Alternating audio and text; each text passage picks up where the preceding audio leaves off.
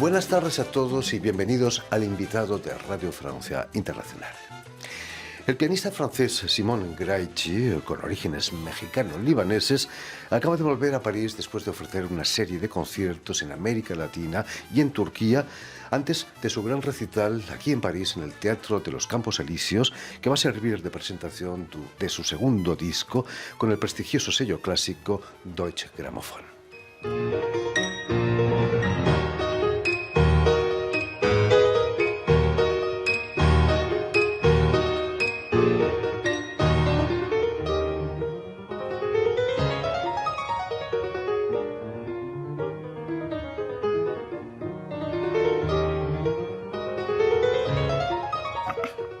Y precisamente para hablarnos de estos conciertos y de su brillante trayectoria como pianista, Simon Graichi ha sido tan amable de venir hasta nuestros estudios. Buenas tardes, Simon. Buenas tardes. Y sobre todo, muchísimas gracias por haber hecho el esfuerzo de venir hasta estos estudios. Gracias a usted. Permíteme que explique antes que nada que has nacido en 1985, si no me equivoco, que resides aquí en París, en cuyo conservatorio vas a realizar tus estudios de piano. Pero me gustaría que nos contases quién puso por primera vez un piano delante de ti.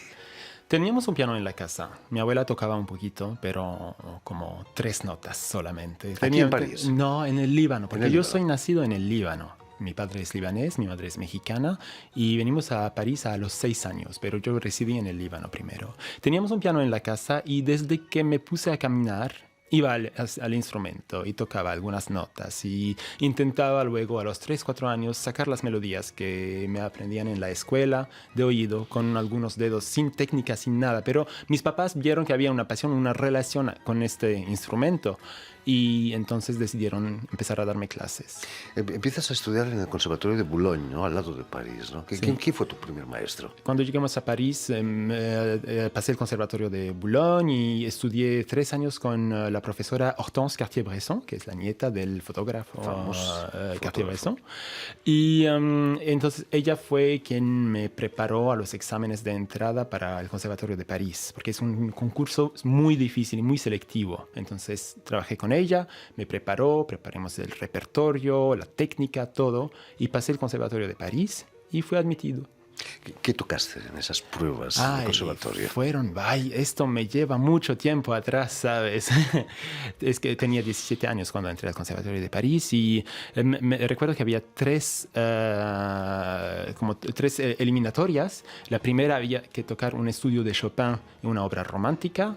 Creo que, si mis recuerdos son exactos, toqué la Mephisto Vals de Liszt, que es una obra muy pesada, muy grande, diabólica, sí, Faust.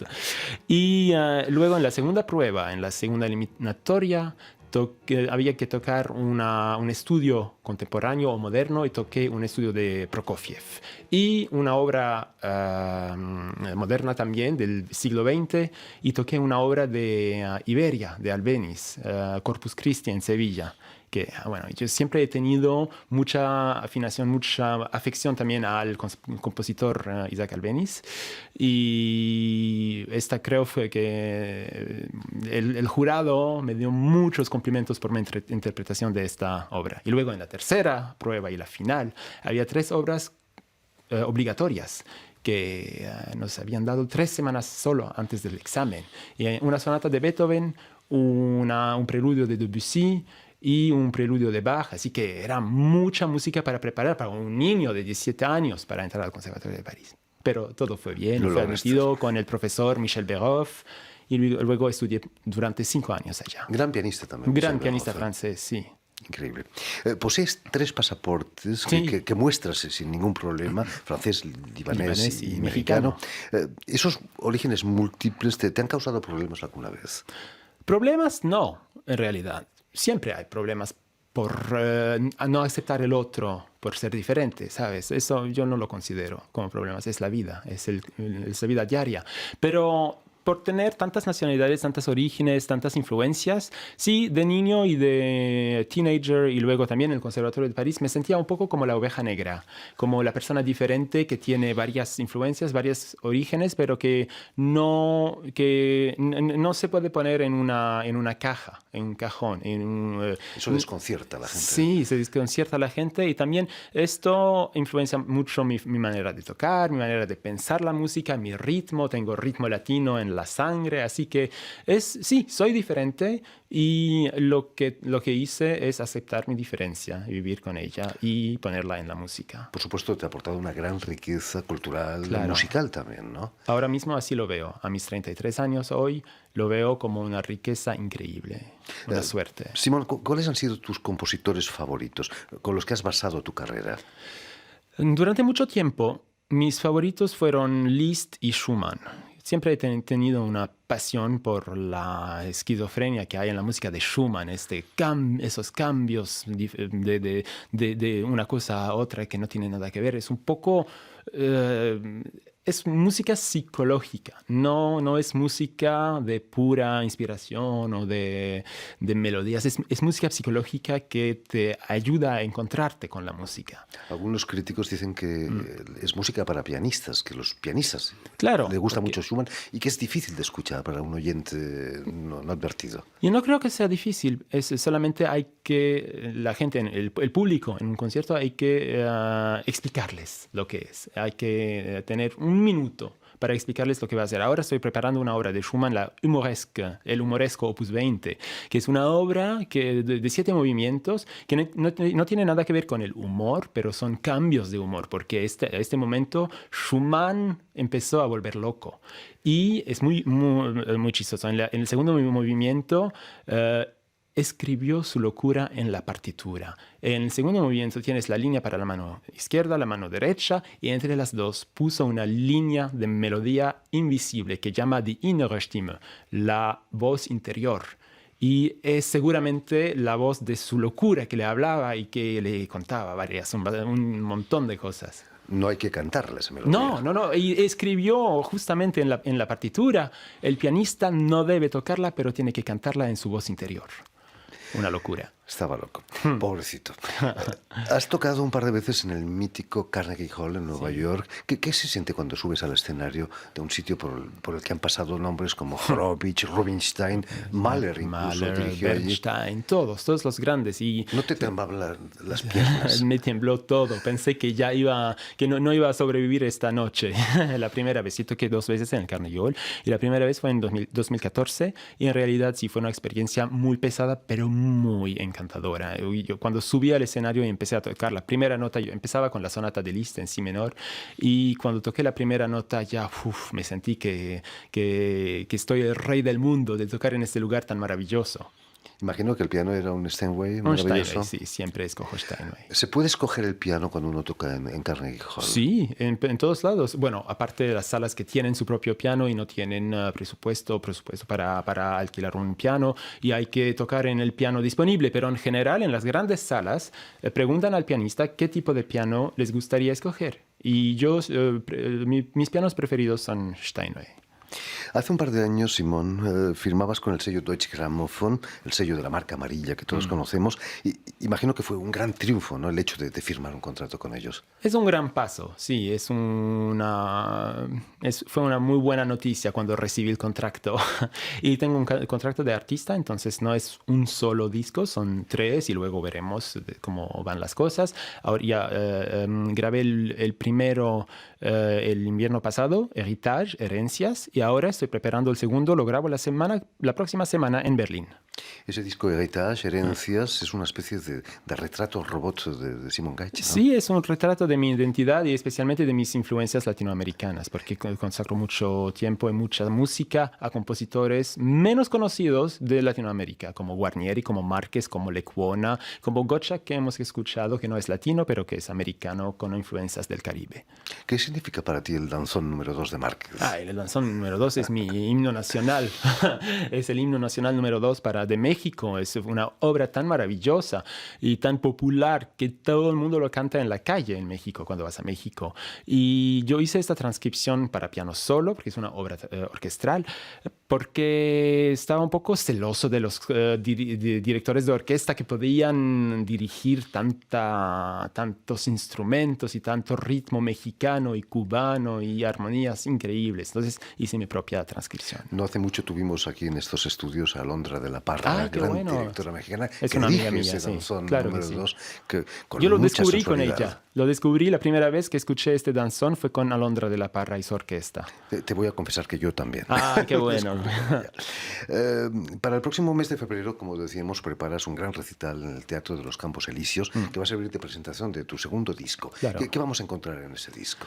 Este disco va a ser un retrato también personal, pero ahora no es con respecto a mis orígenes y mis influencias, es como la locura de Schumann es las angustias y los, digamos, todas las inspiraciones positivas o negativas de un músico, y este disco es como un retrato de mi voz interior. Habrá el humoresco de Schumann, que tiene la voz interior de Schumann, y luego yo hago mi propio humoresco con varios compositores. Hay otra obra de Schumann que son variaciones sobre el tema del Allegretto de la Séptima Sinfonía de Beethoven, muy reconocido. Es una obra muy particular porque Schumann la compuso en 1832, pero el manuscrito se perdió y lo descubrieron solamente en 1976, entonces 130 años después de la muerte de Schumann. Y para mí esa obra pertenece somehow al siglo XX, porque nunca la habíamos escuchado tocado antes. Habrá también varios estrenos mundiales de tres compositores que yo conozco y que les pregunté que me escribieran algo para este disco. ¿Quiénes? Chili González, Jacopo Baboni-Skilinghi y Paweł Szymanski, el compositor polaco. Habrán también 2 obras de Alcón. Y así es mucho. Decíamos que grabar para Deutsche Grammophon es un gran privilegio, pero también tiene un nivel de exigencia brutal, me imagino. Sí, ¿Hay muchos conciertos con ellos? Muchos conciertos, mucha promoción, Sí, hay de todo. Y es una relación muy sana, pero al mismo tiempo muy exigente. Y es una suerte de grabar por un sello como Deutsche Grammophon a los 33 años. Es un sueño, era un sueño para mí. ¿Se siente el peso de Herbert von Karajan en Deutsche Grammophon? Él grabó todo con ellos. No sé si es un peso. Creo que sí, han cambiado un poco las cosas. No es un peso, creo que es un orgullo. Es un orgullo de decir y pensar que estoy grabando para el mismo sello que Karajan, que Bernstein, que Horowitz, que Martha Argerich. Pero también lo que pasa es que esas figuras del pasado los adoramos, pero hay que encontrar figuras modernas de nuestros tiempos también para llevar la música a todos lados, a las grandes salas de concierto, pero también a otros públicos para rejuvenecer y cambiar un poco las cosas en el ambiente de la música clásica. Hablando de públicos jóvenes, acabas de volver de una gira por América Latina, has tocado en Chile, en Perú, me decías, y en otras capitales, llevando el concierto de Grieg y la Rhapsody en Azul. ¿Es cierto que el concierto de Grieg fue el primer concierto que preparaste cuando eras estudiante? Sí, ese fue mi primer amor de repertorio de piano y orquesta, y nunca había tenido la suerte de tocarlo en concierto con la orquesta. Lo preparé, lo estudié solo y lo puse para descansar unos años, muchos años. Y sí, cuando me llamó la Orquesta Nacional de Chile para tocar 2 conciertos, y ¿por qué no? Hay que tocar el Grieg por fin. Y lo toqué. Y el evento era como un homenaje a Bernstein, y como mi interpretación favorita de la Rapsodia en Azul es la de Bernstein con el LA Philharmonic. Entonces sugerí combinar las dos en el mismo concierto. Naturalmente tocaste en México, imagino, ¿no? Sí, también toqué en México para el 16 de septiembre, nuestra fiesta nacional. Y toqué, por supuesto, el danzón de Márquez, porque para celebrar México no hay mejor música que el danzón número 2 de Márquez. No voy a preguntarte cómo fue el concierto, fue un éxito, ¿no? Fue maravilloso, sí, fue increíble. En fin, pues muchísimas gracias, Simon Graichi.